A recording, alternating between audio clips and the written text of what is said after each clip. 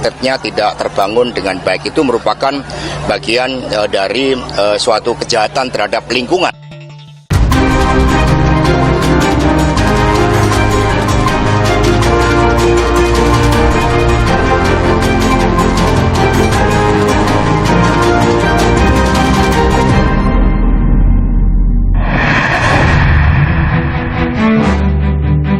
Persaingan elektabilitas 3 baca pres pemilu 2024 semakin ketat. Namun nama-nama bakal cawapres masih jadi teka-teki. Ya tinggal nunggu ada penawaran cawapresnya Pak Anies. Polemik proyek food estate atau lumbung pangan terus bergulir. Sidang mantan Menkominfo Johnny G. Plate, JPU hadirkan saksi. Sementara Kejaksaan Agung terus mengusut misteri uang 27 miliar rupiah. Halo saudara, bagaimana kabar Anda? Semoga Anda selalu sehat. Selama 30 menit ke depan, laporan khusus akan kembali hadir, menghadirkan informasi penting dan menarik lainnya. Bersama saya, Gracia Adur. Inilah laporan khusus selengkapnya. Saudara, persaingan elektabilitas 3 bakal calon presiden pemilu 2024 semakin ketat. Sejumlah hasil lembaga survei pun menampilkan persaingan ketiga baca pres. Kini publik menanti nama-nama bakal cawapres yang masih menjadi teka-teki. Belakangan, nama Wali Kota Solo Gibran Rakabuming Raka kembali mencuat menjadi bakal cawapres.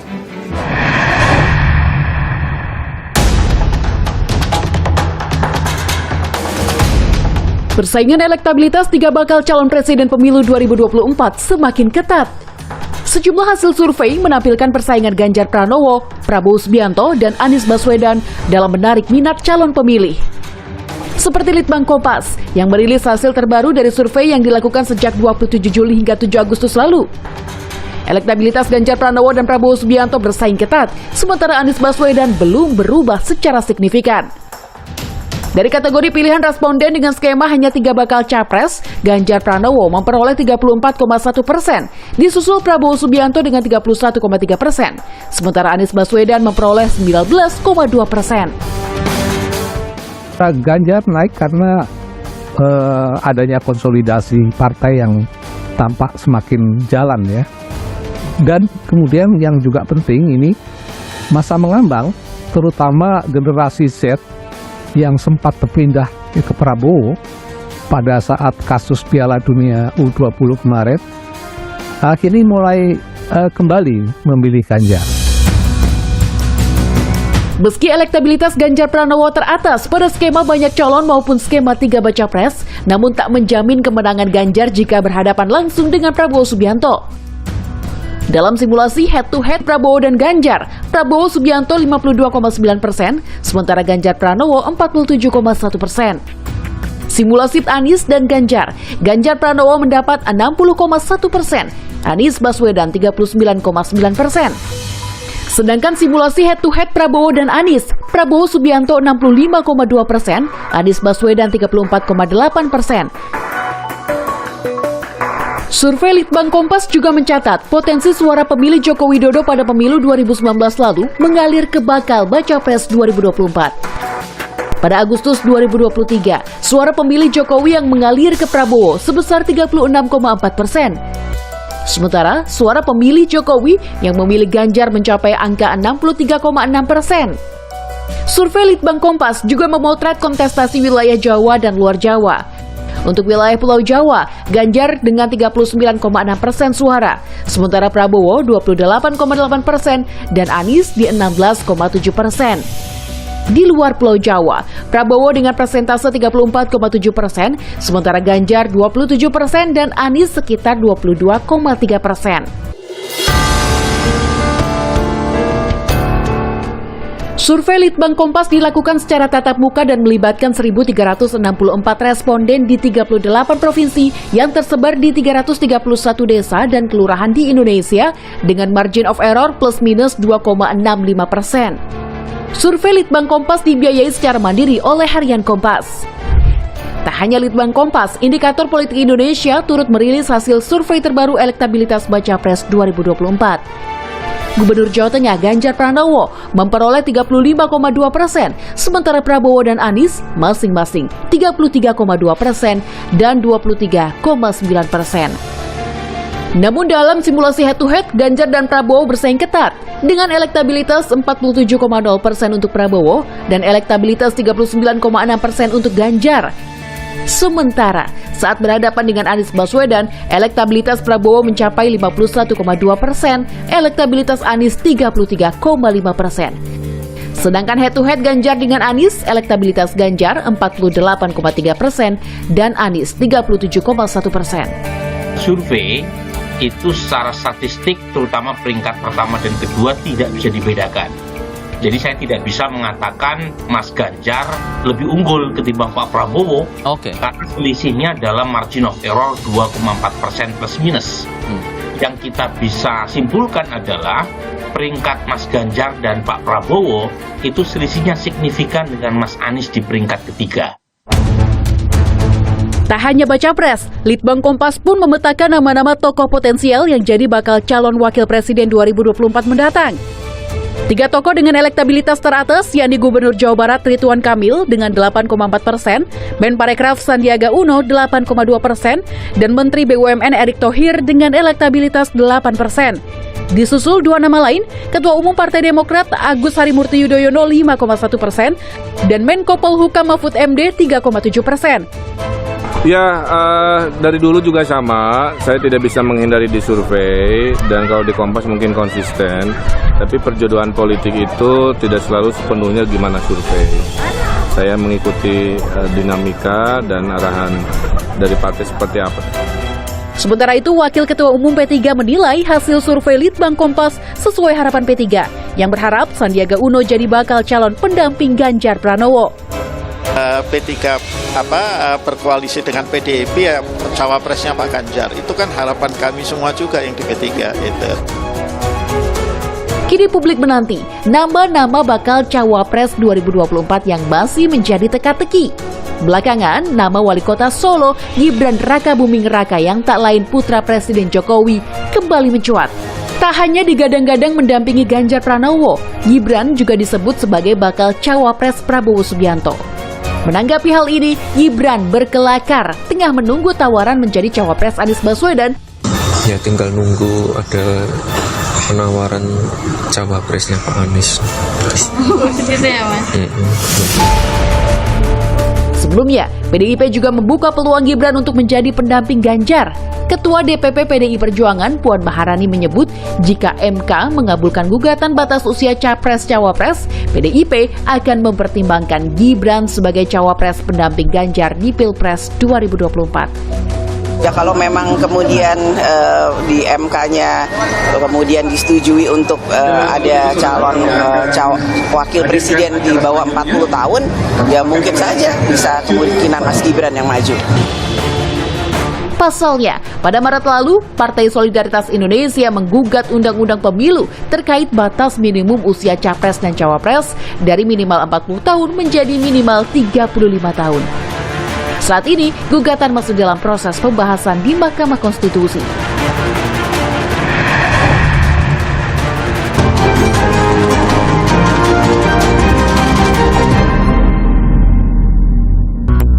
Saudara, polemik proyek food estate atau lumbung pangan terus bergulir. Sekjen PDIP Hasto Kristianto menuding proyek food estate adalah kejahatan lingkungan. Sementara Direktur Eksekutif The Political Literacy menilai kritik itu syarat komoditas politik. Pasalnya, Presiden Jokowi menunjuk Menteri Pertahanan yang juga Ketua Umum Partai Gerindra Prabowo Subianto sebagai pemimpin food estate di Kalimantan Tengah. Kita itu membangun food estate, lumbung pangan itu untuk dalam rangka mengantisipasi krisis pangan. Hati-hati, semua kawasan, semua negara sekarang ini menghadapi yang namanya krisis pangan. Problem-problem di lapangan itu tidak seperti semudah yang kita bayangkan. Jadi semuanya akan diperbaiki. Dan semuanya harus dievaluasi, harus dikoreksi, harus diulang, Kalau kita nggak berani, baru gagal pertama sudah mundur. Sampai kapanpun, lupakan.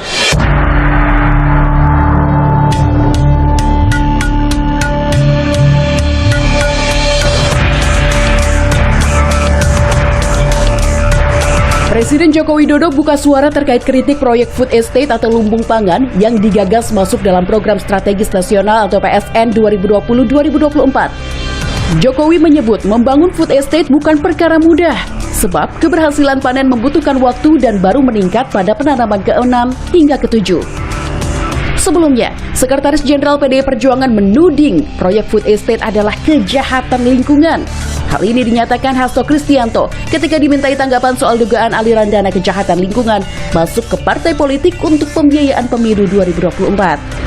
Maka kami mengapa memberikan suatu catatan yang sangat kuat terkait dengan upaya yang telah dilakukan oleh Presiden Jokowi untuk membangun food estate, tetapi di prakteknya di dalam kebijakan itu ternyata disalahgunakan dan kemudian hutan-hutan malah justru ditebang habis dan food estate-nya tidak terbangun dengan baik. Itu merupakan bagian dari suatu kejahatan terhadap lingkungan.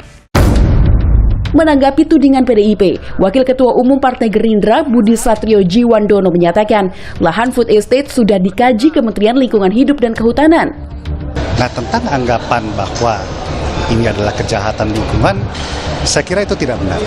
Karena lahan-lahan yang telah disiapkan untuk mewujudkan food estate ini adalah lahan yang memang sudah ada kajiannya, diberikan oleh Kementerian LHK, ya, dalam hal yang di Kalimantan Tengah ini adalah izin namanya KHKP, Kawasan Hutan untuk Ketahanan Pangan.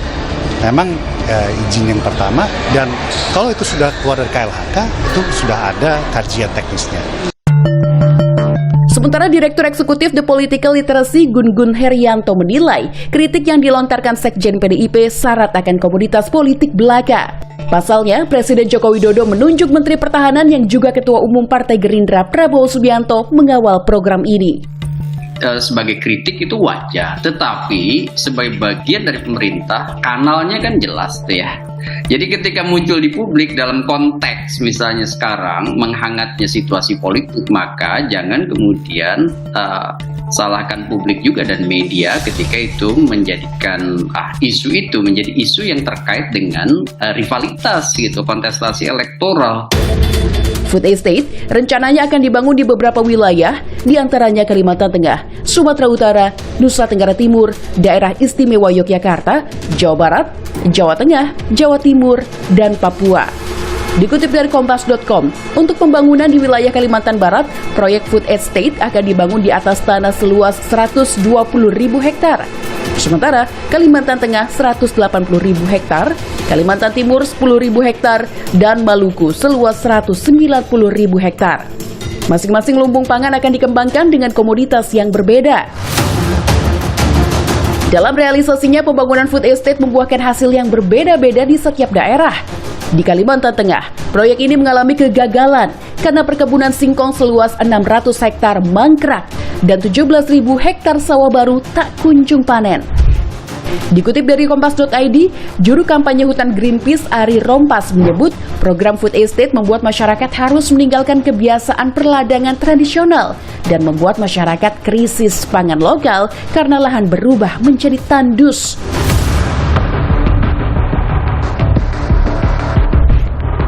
Namun, proyek food estate di wilayah Papua justru dinilai berhasil. Seperti di daerah Kerom, 40 hektar lahan komoditi jagung telah menghasilkan 7 ton per hektar.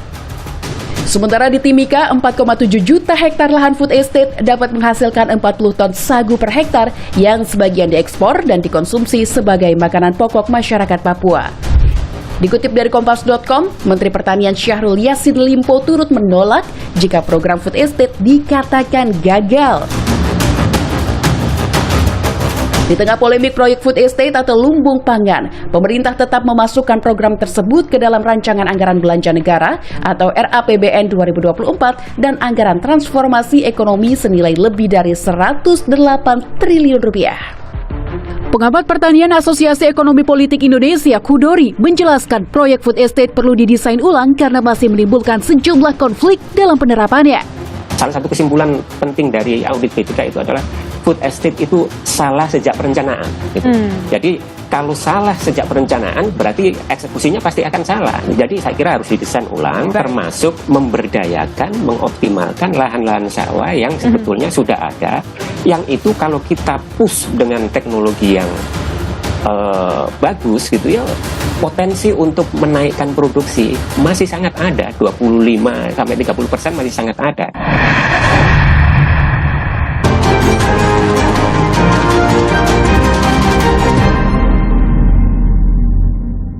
Saudara, Jaksa Penuntut Umum hadirkan saksi dalam sidang kasus korupsi Menara BTS Kominfo dengan terdakwa mantan Menkominfo Johnny G. Plate. Sementara itu, Kejaksaan Agung terus mengusut misteri uang 27 miliar rupiah dengan memeriksa 6 orang untuk dikonfrontasi guna memastikan apakah sebagai uang pengganti atau terkait perkara lain. Jaksa Penuntut Umum hadirkan 3 saksi dalam sidang kasus korupsi Menara BTS Kominfo dengan terdakwa mantan Menkominfo Johnny G. Plate. Di antaranya senior manajer implementasi Bakti Kominfo Erwin Kurniawan, Kepala Divisi Perbendaharaan dan Investasi Bakti Puji Lestari, serta Kepala Divisi Backbone Guntoro Prayudi. Dalam pemeriksaan salah satu saksi, Ketua Majelis Hakim Fazal Hendri geram karena tak ada tanggung jawab dan keseriusan dari pelaksana pekerjaan proyek BTS yang menghabiskan triliunan rupiah uang negara. Perencanaan untuk menyelesaikan proyek 4.200 dalam masa kurang dari 1 tahun itu sangat sulit, Yang Mulia. Sangat sulit. Kalau sangat sulit, ngapain dikerjakan dari awal? Sudah tahu itu ada penduga-duga. Ini 8 bulan tidak mungkin bisa dilaksanakan. Ngapain memaksakan diri? Kerjaan dengan dana yang triliun, tapi di bawahnya bekerjanya seperti ini. Mulai saya gas lagi nih. Itulah Pak, saya sedikit aja sudah tahu saya itu di mana mainnya.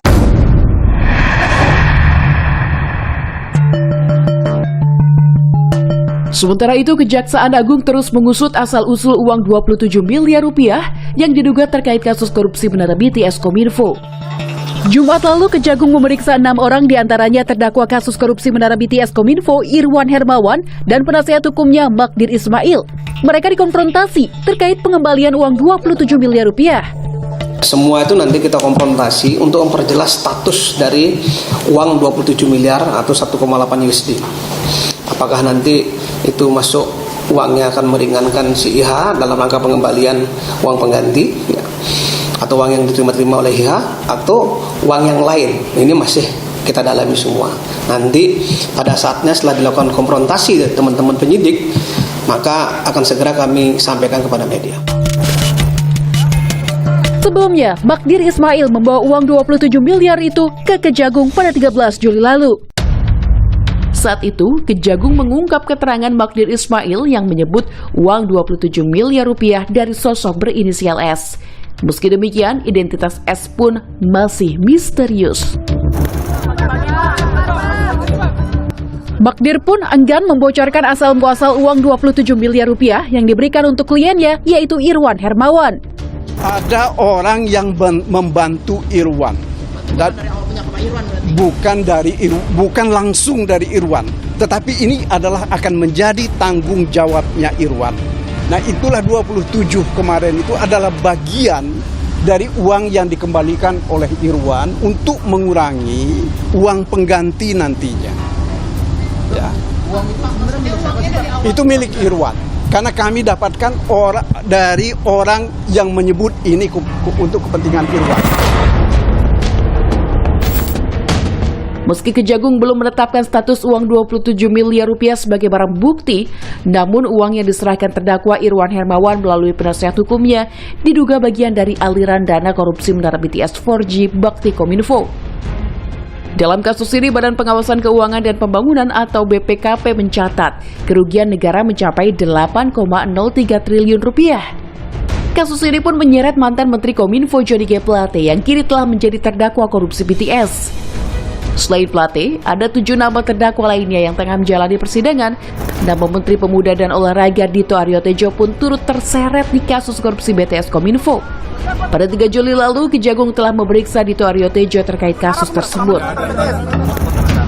yang dilakukan. Ahli Hukum Pidana Universitas Jenderal Sudirman Hipnu Nugroho menyebut Kejagung harus segera membuktikan asal-usul uang 27 miliar rupiah itu. Uang yang dititipkan di kejaksaan akan terlihat untuk pembuktian kasus apa. Apakah kasus IM ataukah kasus yang lain? Ini harus jelas. Karena suatu bukti, ini kan barang bukti Mbak, sehingga paling tidak dengan pengembalian ini akan menjadikan perkurangan suatu tindak pidana.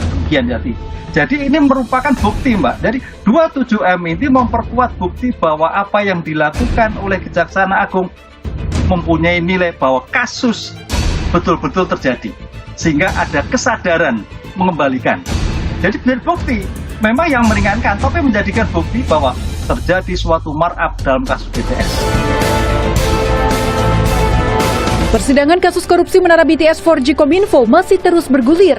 Dapatkah Kejagung mengungkap misteri uang 27 miliar rupiah?